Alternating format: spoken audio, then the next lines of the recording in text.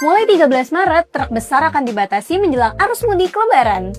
Buat sektor logistik, ini berarti waktu distribusi jadi semakin terbatas. Apalagi di hari-hari akhir Ramadan biasanya jadi momen lonjakan pengiriman. Di saat yang sama, puasa juga punya jam rawan turunnya fokus dan konsentrasi.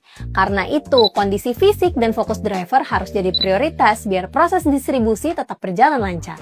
Dengan dukungan live AI kamera dari GPS ID, aktivitas kendaraan dan pengemudi bisa dipantau real-time selama perjalanan. Teknologi ADAS siap jadi asisten di jalan. ADAS akan mengenali kondisi sekitar dan kasih peringatan dini kalau terdeteksi potensi bahaya, seperti jarak kendaraan yang terlalu dekat atau risiko tabrakan. Kalau supir udah mulai pecah fokus, ada DMS yang bantu ngingetin pengemudi. Sistem akan mendeteksi tanda-tanda seperti mengantuk, main HP, atau bahkan merokok. Gak cuma itu, ada SOS Panic Button yang bisa dipakai pengemudi saat kondisi darurat untuk langsung terhubung dengan kontak yang dibutuhkan. Di tengah tekanan distribusi menjelang pembatasan truk, maksimalin waktu yang ada dengan sistem kelola armada yang efektif.